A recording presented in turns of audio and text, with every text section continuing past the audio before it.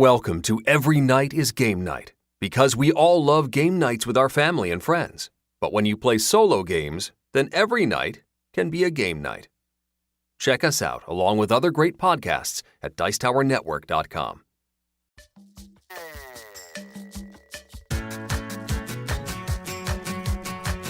Every Night is Game Night, episode 124, Kickstarter Roundup, Dawn of the King's Obsession with Crypts.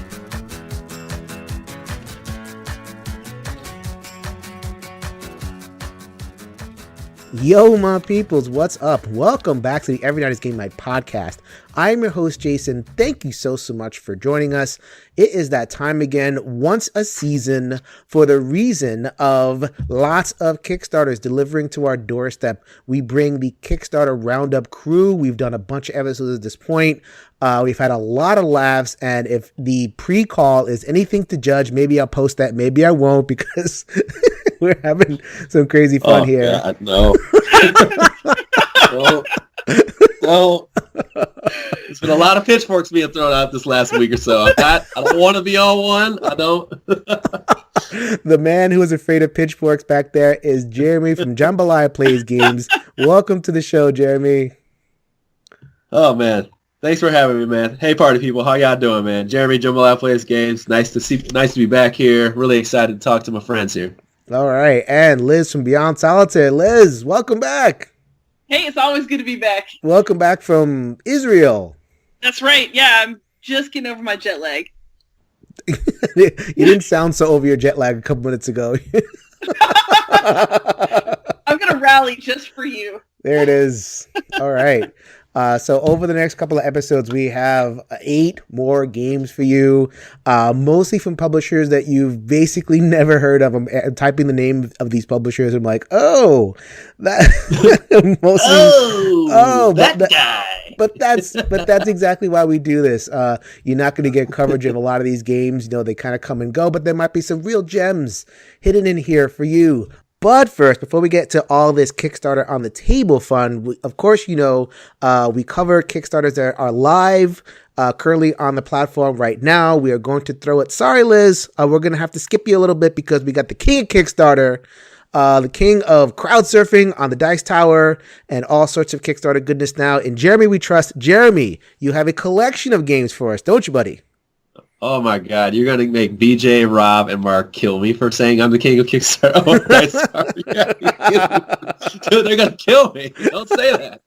Don't say that. All right. That's the only reason I agree to let you replace me. I'm plotting your death. Yeah. Oh, we'll be talking about Dawn of the Purple later on. Anyway. Yes, we are. So anyway, the one that I'm really jonesing on right now is Merchants of Missouri. So I haven't got rid of this prototype at all yet. And the reason is because it's a really smart card game. That's what I tell people. It's really smart. It's 30 minutes easily or less. It works on all player counts. This is a very original thing, by the way. You are merchants and you're trying to fulfill orders. It's just a really smart design. Doesn't take more than 30 minutes max. That's all I can tell you is everybody gets a couple rounds in. And they're trying to figure out how to use these produce cards, and they're trying to figure out how to activate these guys, and I mean, you're thinking it out, and it's never the same twice. So this is the Cloudus collection. They have 3 games in the group. We have Neolithic and we have Keep, and you just heard about Merchants of Missouri. We got a little multiplayer, we got single player, we got humor, we got some strategy. Sounds like it covers a lot of ground here.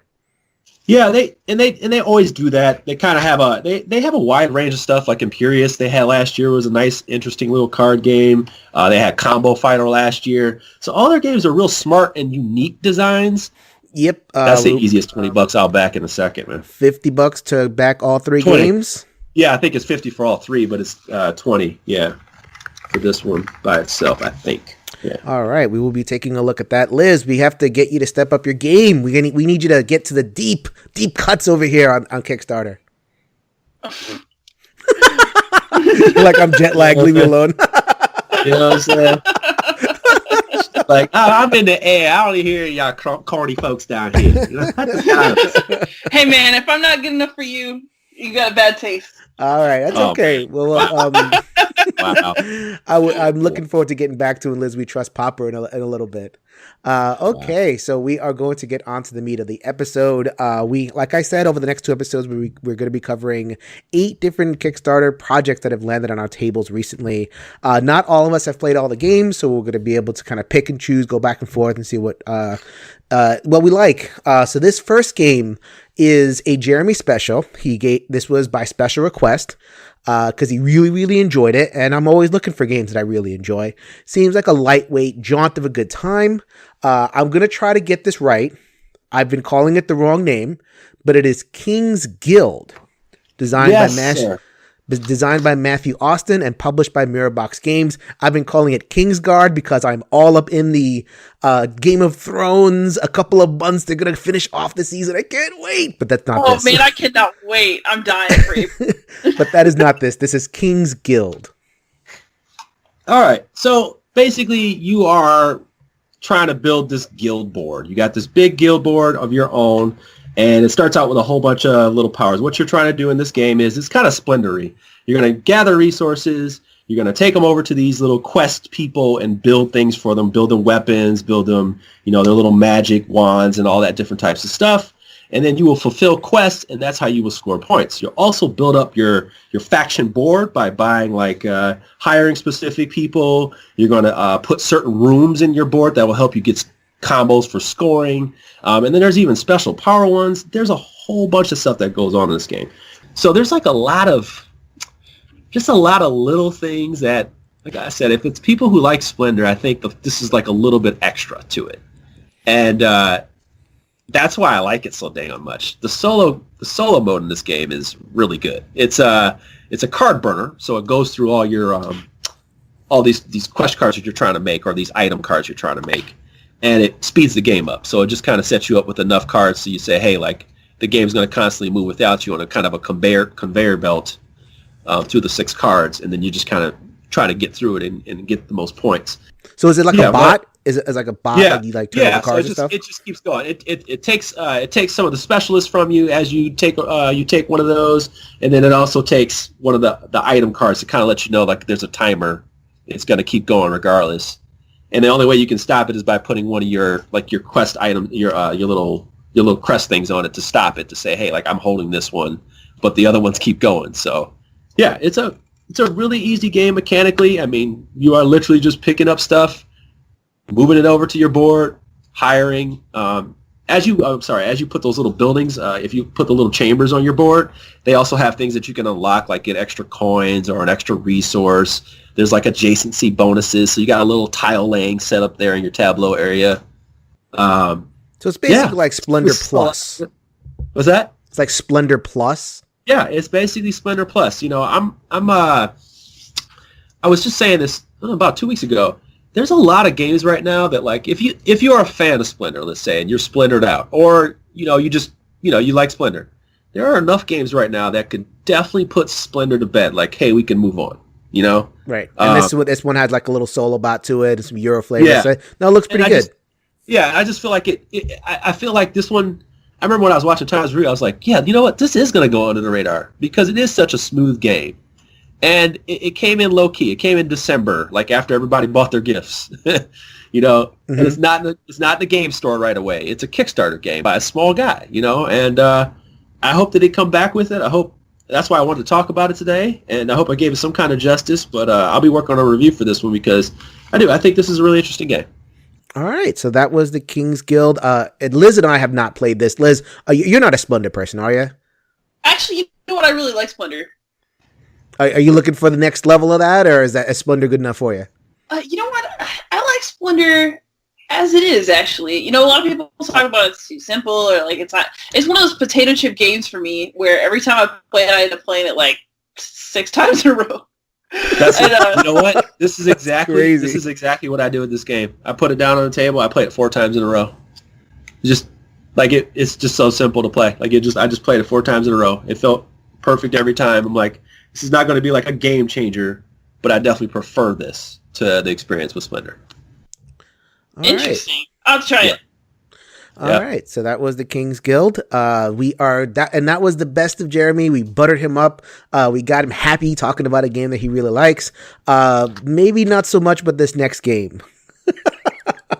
Okay, I feel like I know what's coming over here, but let me not spoil it for people. Let me allow Liz a little bit of wide berth to talk about our next game, which is Crypt. This one was designed by Jeff Chin and Andrew Nerger. I always forget soft G, hard G, or whatever it is. We're gonna go with Andrew Nerger. Hey man, get something right. Get something nice, man. Published by All In Games. All right, good. Hit it, Liz. All right, so we're going to talk about Crypt, which I admit I backed because it was an amazing $13. And at that sort of price, you're just going to go for it. So it's a small box card game, and the premise of the game is that your father, the king, promised you an inheritance, but got really greedy when he died. And so he has buried everything with him in his crypt, and you have decided to give your dad the final tell-off by going into the crypt and taking the treasures that were in there that were denied you. And the idea in the multiplayer game is that all the other kids in the family have also done the same, and you're competing to get the most stuff from your dead dad's tomb. And in the solo game, you're actually playing against your dad's ghost. Yeah. That knows you're in there. Yeah. I like it. So far we've had that is merchants. A big positive. We've had merchants, and we've had trading. All right, now's the theme I can get into. It's a tad. So the gameplay is simple. You just lay out treasures. You have these dice that are your servants. You actually decide the die value when you're bidding for treasures.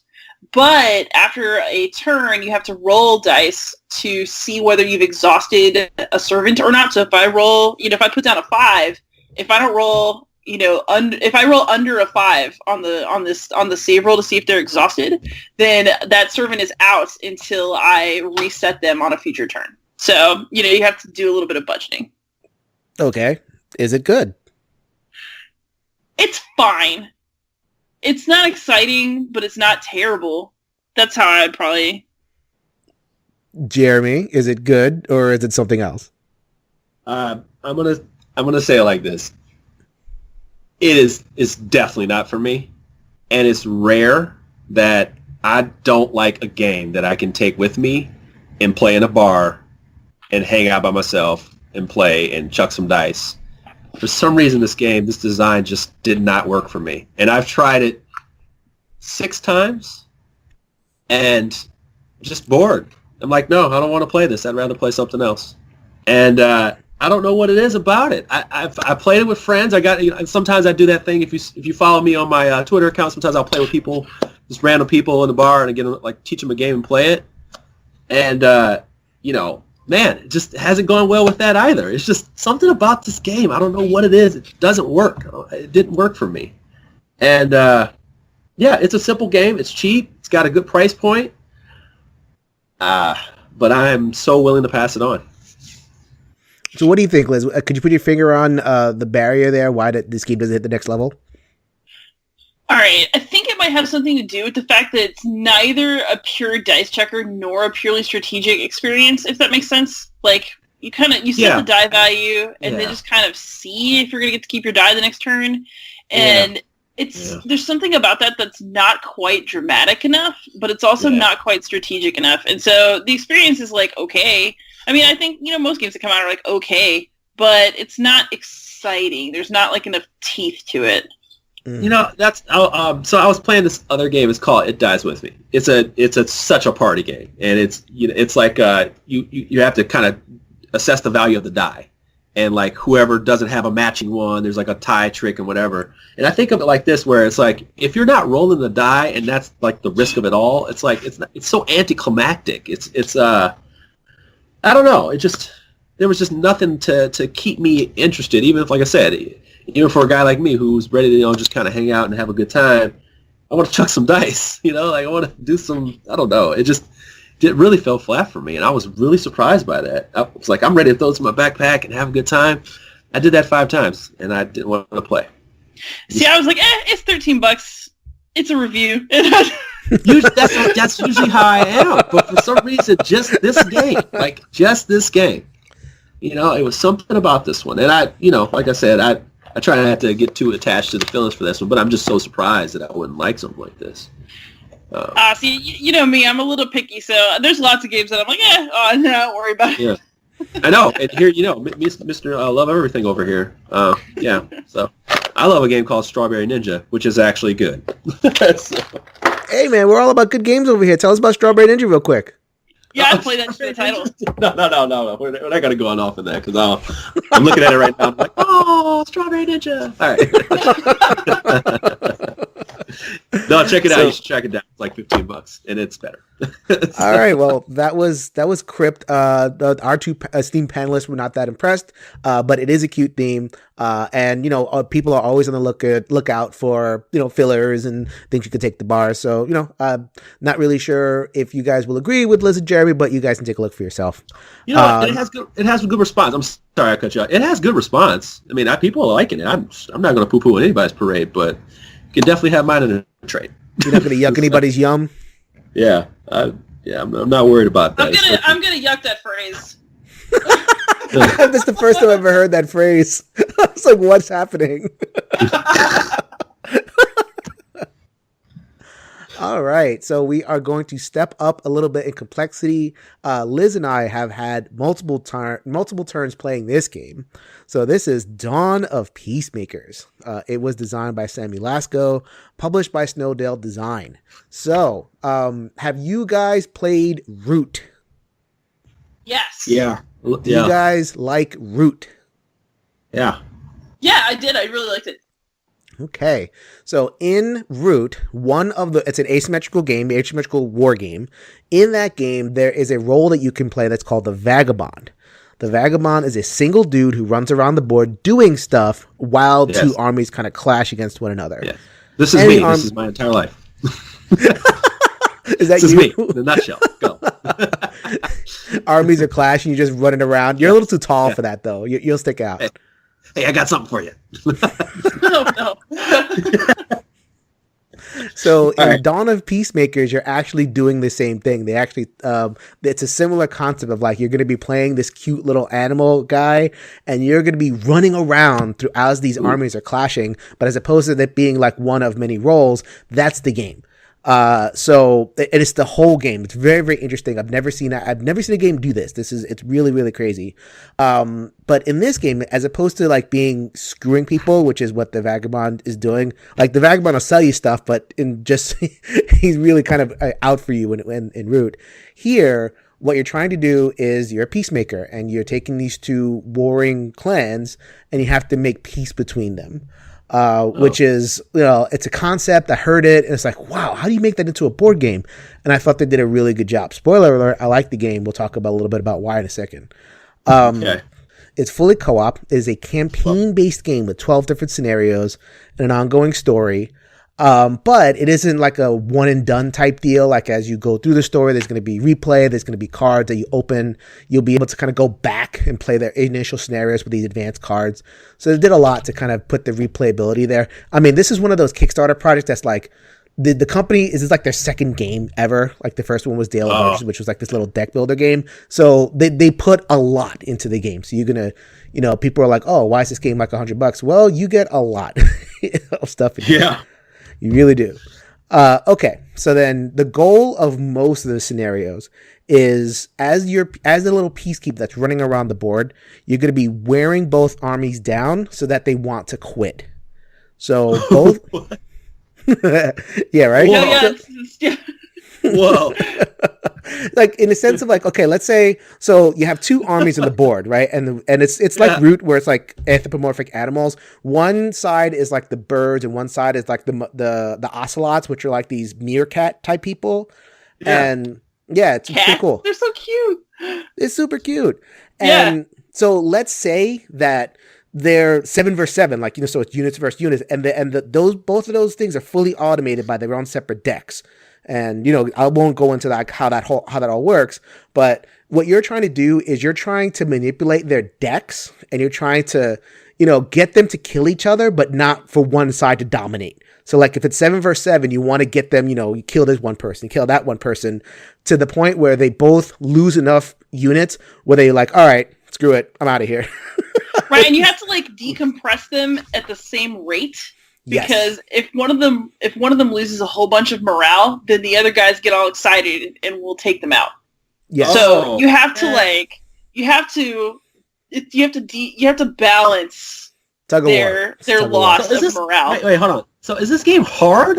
Is it hard? I mean, like, does it feel like tense? Do you feel moments of tension? It gets very hard. Yeah. So it gets in the later scenarios, and we'll talk about that in a minute. So the main mechanism of the game, it's a very card-driven game. So there's minis on the board, but both of the armies have their own kind of Automa style decks, where it's like you flip over a couple cards, you find out what they do, they move forward, they attack, whatever. That is all automated. So there you go. On your turn, you're going to have a hand of cards. And you get a lot of cards, so you get 4 cards a turn. You get to run around, do stuff. The main thing you're going to be doing is you're going to be kind of like spying on them and figuring out what they're going to do and manipulating that into like what you want them to do instead. So like if you spy on them and you find out that the macaws are going to attack with their ranger things, you don't want them to do that because the macaws are winning. You kind of manipulate the deck a little bit. It's like, oh, I'm not going to attack. I'm just going to like run over here. And then you go to the other army. It's like, okay, you guys are behind. I'm going to manipulate your deck into, now you're going to attack. And you're doing this all with card play. And you're doing this all by running around between the enemies. So you're constantly doing that back and forth battle. Who's winning? Who's losing? Where do I need to be? How am I going to manipulate them to like them beat near each other? How can I preserve the leaders? Because a lot of times if you lose the leader of each army, you're going to lose the scenario. Wow. Like we can go into chapter and verse about how that works. But like just as a game engine experience, Jeremy, have you played anything like this before? No. Yes, we got him. We got him. No, it is super fascinating, especially because we think about it, right? So many board games are based on violence or like defeating an enemy, and this one is so interesting because you have to be more passive aggressive than aggressive. Like you choose units that have to die in order to achieve your ultimate goal of peace, which is sort of dark if you think about it. Ooh. But it's dark peace. Yeah, you can't like, just like be like, you can't go give your Miss America speech and get them to stand down with the power of your. What happens after the tie? Like, frankly, there are cards that let you like poison the food supply or like do all these other things. Yeah, so I don't know why. Thematically, the thing that's so funny is it's like, why do any of these guys trust me at this point? You basically play the role of Loki. Yes. You are trying to sow discord among the others. We're trying to make it peaceful. And so there's a whole bunch to it. Like I said, there's a campaign to it. There's a lot of flavor text, so it isn't just like random events that happen. You kind of get into the story of it. There's envelopes, there's boxes. You get surprises during the middle of the campaign. It's a really awesome game. It's very. So this is like 4 or 5 years development type game. Like this is labor love, absolutely all in. Mm-hmm. Wow. So there are a couple of things that that I had a little bit of an issue with. One is a campaign game. And a lot of campaign games do this, so I'm not going to just blame this game. I think in particular of Charterstone and a couple of others, but it starts too early. Like the first couple of games are very, very simple.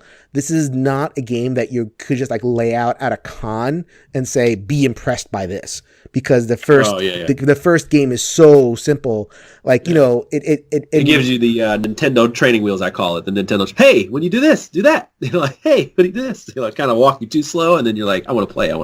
Can I play, please? Yeah, exactly. And that was the first 2 scenarios are super very, very simple. It's like, I don't need the training wheels over here. I mean, I kind of get the theory behind that, but it's like, come on, man.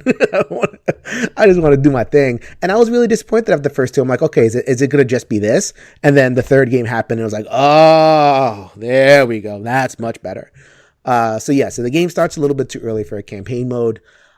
As it goes on, the armies, it gets very complicated, but it gets a little bit fiddly. So most of the game is automated. Like literally most of the game is automated. All the pieces are automated.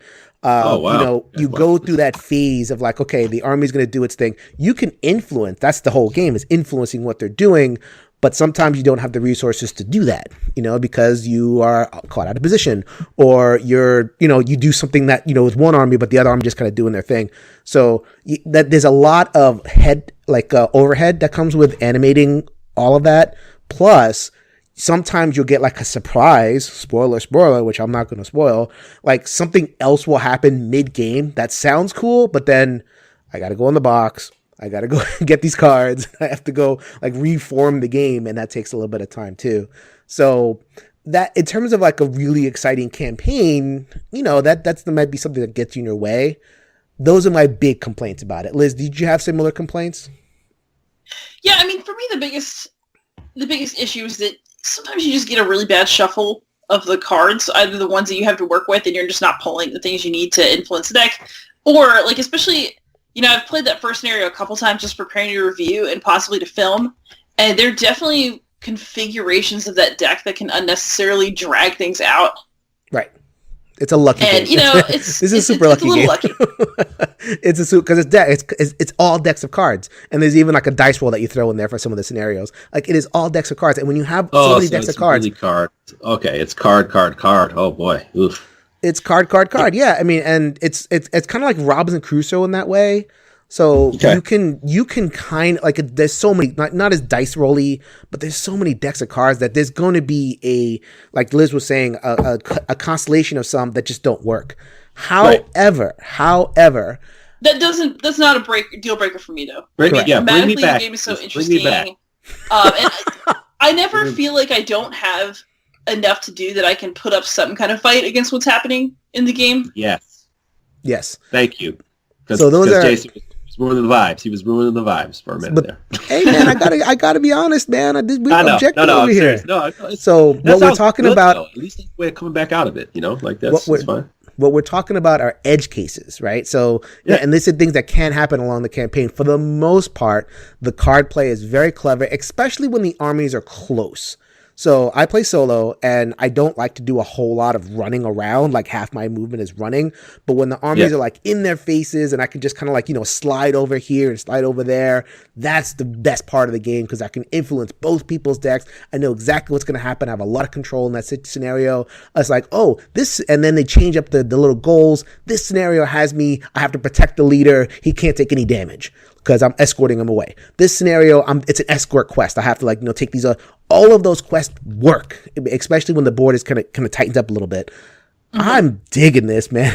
I'm not through. Wow. I've played like 9 of the 12 scenarios. I'm not through it yet. I cannot wait. I have screaming kids. So my kid has 105 fever, and my other kid has croup, and otherwise I would have finished it a long time ago. Just don't be a parent. I know, Jeremy, you already have a kid. Don't do another one. This is not a review, people. This is just a warning. Public service announcement. Watch the kids. They interrupt your game time. That is definitely true. But if I did not have children, I probably would have played this thing twice already. Holy moly. I love it. Dawn of Peacemakers. Wow. All right. So hopefully, Jeremy, that is another game that you can look out for. Dude, I've never played a game like this. Wow, don't you say that, man. Oh my goodness. I have all these games sitting here. You just made me think more. There's no way I'm finding this game. You gotta be kidding me. All right. So the last game we're going to talk about in our episode over here is a game that all three of us have played, which is why I've left it off for the cleanup position. So this is Obsession. Liz, do you remember what the subtitle is? Yeah, it's like Pride, Intrigue, and Prejudice in Victorian England. Yes, it is a game in the world of Victorian England, Jane Austen, Pride and Prejudice. Does that sound fun? I'm not sure. But we'll hear about it from Liz. This was designed by Dan Halligan, published by Kayenta Games. Take it away, Liz. All right, so I'm just going to preface this by saying that I definitely went through my read all of the Jane Austen and all the Bronte sisters phase in like maybe 8th grade. So for me, thematically, this is great. You know, because I definitely had a time in my life when Colin Firth as Mr. Darcy was like the hottest example of a man in the universe. So Obsession is wonderful because it's very immersive. It's very thematic. Basically, you are a family who's been on some financial hard times, but you're coming back. And to add a little spice to the proceedings, the wealthy Fairchild children have moved back in the neighborhood, and there might be love in the air. So you're trying to impress this rich heir and heiress. You're trying to rebuild your estate. And you're trying to increase your service staff and get friends and guests to come and help you. And basically, most of the time during a turn, what you're going to do is you're going to choose a room in your house, and you're going to host an event there, which allows you to improve that spot on your property and get some benefits. So it's got this Euro kind of feel. But what's so fun is that the flavor text is so good. Like, you get an American heiress, and she'll bring you a lot of money, but she causes you to lose victory points if she's still hanging out with you by the end of the game. She's riffraff over there. Yeah. Stupid American heiress. But it's great. And, you have, like, the sort of Maggie Smith, the Downton Abbey-looking character, like the Dowager. And, it's just all these really fun little touches. It's really clear that Dan Halligan loves this period in time, this theme. It's probably got the best flavor text of any of the games that I own. I just love it. And so for me, the joy of the game is, like trying to score victory points and have the best house and everything, but it's also about making up a story about all the weird guests that you threw together at your little events. And, the lady of the house always has the power to get rid of a card. So you can dismiss a guest from your house because, like, that American heiress got too embarrassing for you. And it's all those little thematic touches that just really, really do it for me. Yeah, it's not really like an engine builder. Like, I know you said, like, Euro elements. Like, you're building your tableau. Like, you start with this weeny little row of rooms. But you're not like, it's not like you can do like a chain of combos or anything like that. It's mostly like kind of you do a thing, and you get a thing, and then in another turn you're gonna like hopefully do 2 things and get 3 things. It's not really like chain. It's kind of like service management. What it is you have to make sure that you're timing your household staff well, right? And so the other thing is that you don't cards that you discard, you actually have to pass in order and lose actions in order to pick them all back up. So for me, the key of the game is managing my service staff so that they're rotating in a way that's going to work for me, and then picking up friends at enough of a pace that I can put off passing for a little bit and get a lot done before I choose to do that on a turn. Right. So Jeremy, I know you have played this game. What do you think? Okay, so I'm gonna kind of punt on this one a little bit because when I did play it, it was in prototype form, and I just can't speak too freely on that when I play a game in prototype form. And it was also way, way, way back when it first started, so I kind of vaguely remember it. And the one big thing with me was that I think it was also my taste at the time. The theme just wasn't for me, and I had an opportunity to play the prototype. And when I played it, I was kind of like struggling to connect with it, and I just didn't I just wasn't in on it. And I think I might give this game a second shot because I do remember some really good things. I remember some good things going on in there, and it seems like my type of game. It's just that theme was like, it was so. I guess I was so excited about other things going on. I remember there was a really good game that I was focused on at the time. It was called Museum, and I was thinking about that. And I probably just threw this one to the wayside. I think it's actually a pretty solid game. It's just that theme was a big turnoff. Oh, I love it. What? You don't want to watch yet another? You don't want the board game version of a BBC period piece? Pass, please. Pass. Yeah, this is like the board game of all the movies my boyfriend won't watch with me. So, okay, in fairness, so there's one thing I do have to warn you about with Obsession, which is that it's not that hard of a game, like in terms of learning how to play it. But when you open up the box, there's 2 rule books in there.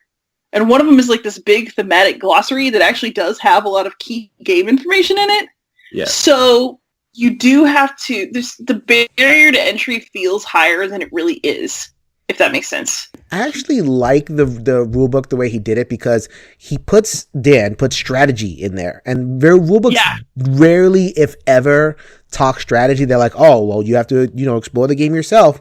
But if I'm kind of just entering a game, just give me a hint. Like, you don't have to tell me what to do, but like, tell me I have this option, and this option. Right. You can go, like, there's one tile, you play it, and you either play it or you don't, basically. So like I think it's like the fair. So like you play it early and it gives you ongoing benefits, or you just leave it there. It doesn't do anything.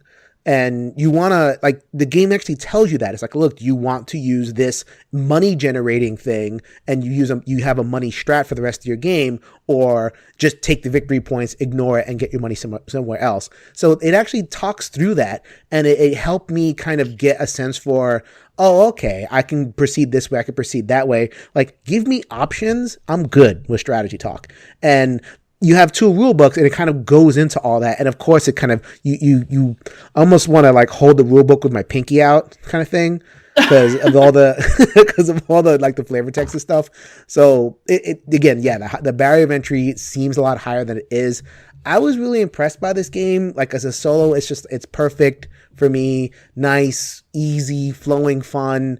As a multiplayer, and this is a known issue, I know that the author knows about this, probably my biggest criticism of the game as well, at least the base version of the game, there's a little bit of a runaway leader problem, where if you get, like, there are these Uber tiles, right, like monument tiles. If you can get one of those early, you're going to kind of win, because they generate benefits every single turn. If you get one of them early, just game over, and that's not the most fun thing in the world. Other than that, like, and obviously that's not going to come up in the solo. And there's different levels to the solo. So like there's different thresholds you can hit. The solo bot is not complicated. It's just like a die roll that takes away resources. Very simple. Because this game really is good. Oh, I wanted to add. So the other thing that's cool about this game is it's truly a passion project. So yes, the solo bot that you are talking about is fairly simple and will just roll a die and take resources from you. And it's got like this scorecard that gives you you basically pick a difficulty level, and there will be base scores and things that you have to kind of keep an eye on as you go. But Dan Halligan has been developing a dynamic opponent for solitaire play as well, which I actually am planning to learn soon. So, he's actually got a second, more interactive solo bot in the works. Okay. That dude, I didn't get a chance to meet him, but that dude is so dedicated to this engine. He was emailing us. He's like, okay, yeah, you got to try this. And, what do you think? And on the forums, like, he is putting so much love into this game. Like with Dawn of Peacemakers, and in its own way, like all the games talking about here, you might not get like the most polished 17 million developers looking at this game experience, but you're getting packages with a whole lot of love. So, Obsession, not perfect, but I love my theme. I love how much theme is soaked into here, even if I'm not like particularly interested in Victorian England. I love how it's realized. So I was surprised. I didn't know if I was going to keep it. I'm keeping it. It is a lot of fun. So yes, go ahead. Go for it. So everything you just said, like kind of like I said, it pulled me like back into that. And, for me, just kind of as a scope, like, I made a point to like change, even open myself to more different types of games this year. And one of them was war games, and then there was other ones that are just kind of interesting themes that I'm not really big and well versed in, and because I'm not that big of a historian. We're going to talk about Down in the Purple a little bit in another one, but like this one right here, I was just like, I'm not feeling the theme. But then when I hear about the designer and how he's into like, going back to the woodshed and kind of figuring out more ways to develop it, that's exactly what I'm about, man. So it's, and I didn't think it was a bad game. It just, at the time, I wasn't, maybe ready to even, give it a fair chance. And it was also in prototype form. So, well, yeah, actually, I wanted to just very quickly kind of ask about that, because we do have some people who ask about playing early versions of games. Like, they ask, like, okay, should I maybe get more involved? Should I, play people's prototypes? Should I, am I going to enjoy that, all that kind of stuff? I know both of you, not me, because I'm audio and, people aren't going to waste their prototypes on audio. But in terms of you guys as video content creators receiving prototypes and in your own kind of areas, playing other people's prototypes, is that fun? Is that something that you would recommend for gamers to kind of look at? Well, for me, I like playing prototypes. I like playing just even a set of cards with cubes on them that say H for human. I don't mind that. And because I do like to see the project grow, and I don't mind it. Sometimes the rules are a little rough as long as it is playable and I can be, communicate with that person. And like a game like this, didn't start out looking like that did with the flavor on the cards and stuff like that. I saw a version that looked probably pretty much like what it does now. But you don't always get that. And as long as you have an open mind and the rules do make sense, because the most important part is making sure the rules make sense so somebody can blind play test the game. Of course, reviewers want the nice sheen on it and nice quality cards and stuff so they can show it, But, I'll play anything, man. I mean, that's what you want, right? You want to say, hey, at the end, hey, I played this back when it was just a deck of cards or whatever, and now here it is. Like I'm looking at a project right now. Everything's amazing except that I have to use little standee holders as the minis. So, I mean, like, I know the minis are going to look cool, but I'm looking at stand holders for minis. So that I can just, it all begins somewhere, man. It always begins somewhere. So it's cool to be a part of that. Yeah, I'm a little more hesitant, partially because I'm a reviewer mostly, which means that I prefer to deal in finished projects that I can actually assess. That said, I do like some prototypes. So basically, if the game is working and it's just the pieces that are a little bit underdeveloped, I feel a lot more comfortable with that. If it's rule sets that are messy, I'd rather do that with a designer at a con or something like that. Right. I prefer not to have to sit there and figure that out by myself. I have a full schedule. I don't love it. So if it's play testing, I do that for a few people that I have a relationship with, and I like them enough to do that. Right. But that's not an experience that I'm typically seeking out. And if you're on the fence about that, and anybody who's interested in that, if you ever offer to be part of a playtest or a preview, ask them to send the rule book first. And that's the first part of any relationship, is send me the rule book so I know what your game looks like, it works like. Even if it doesn't have pictures, you'll get used to that kind of stuff. Just make sure it makes sense. You can even visualize a game if you read the rule book. I mean, you should be able to at least get an idea. And, I mean, it shouldn't be that hard after that. And then you can decide. You can decide. I definitely like what Liz said in terms of, like, when you get into playtesting, it's about the relationship that you build with the designer you're playtesting for, rather than, like, I'm going to try to get into these games and they're kind of abstracted and who knows, whatever. Like, if you can find, and actually designers are really open to this because people are looking for playtesters all the time. They, hit them up on Twitter or whatever it is and ask to see if they're working on something. And they might send you stuff. And if you help out in that process, Jeremy, you do nothing but. I don't know how you do it. But like, if you get into the playtesting process, then they might, give you a credit and they might give you a free game at the end of it, or there's all sorts of benefits to it. There is a barrier. If you're going into it looking, I'm going to play these games, then that might not be the best thing because they're not games yet. Yeah, no. Don't do it for that at all. No. It's a waste of your time. You won't be committed. Yeah. You won't do it. Playtesting is some work. Yeah. And it's a messy, it's like reading the rough draft of a great novel instead of the final product. Like, I hate make it sound like you're going like with it negative, but it's like it's going to be like a piece of garbage compared to what you're going to see at the end. So like realize that like they're working through this. Like you can't you're not going to just get to see the cool game. You're going to see like this very rough kind of make it up in your mindish kind of version of the game. Unless restoration games they send out good playtest stuff, but that's not common. Like they don't send out beautiful print cards that you can just pretty much make a print and play with, and they're awesome, good to go, but. Just realize that you're part of the process. And if you enjoy that, then do that. That's fine. That's what it's for. Right. And then if you're doing like a Kickstarter preview or something, those are higher level prototypes where basically the game is fully functional, and then it just depends on how pretty they wanted to make the prototype for the videos for the campaign. Right. And that's a totally different animal. Like if you're previewing something for Kickstarter and it doesn't work, yeah.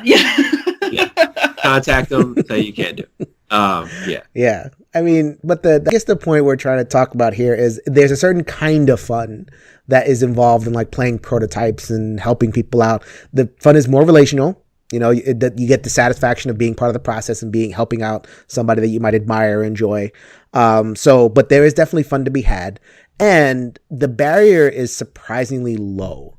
You can just reach out to people. Like there are cons. If you go to any con and bump into, X publisher, you can actually just kind of drop it and say, hey, are you working on something? I'm willing to give it a look, give it a shot. You never know.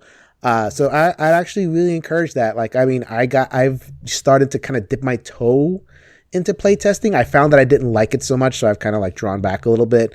But you never know, I mean, there's a lot of ways to engage in this hobby, and that's kind of one avenue. When Jeremy was talking a little bit about like obsession and playing the prototype, it kind of made me think, it's like, that is something you do, and that is definitely a way that you engage in the hobby and enjoy it. Yeah. And you just get to know people, and you get to see, like, and I've always been like that, the way I love sports and different types of things. I like the underdog. I like to see it start.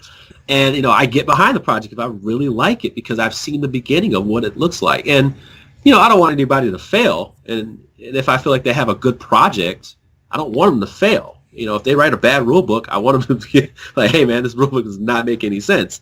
I'm going to try to put you in the right direction. But that comes from previous play testings and working with previous editors and things like that. So you can be a really good contributor to the community by doing things like play testing. You get to know different people and different types of people. And, that people value that. I mean, you got to understand, now all these designers are like, they know everything. They're making their passion projects, and they're learning this process too. They need you. They do. They need you. All right, so that was a couple of games that have hit our table. That was some comments on prototyping.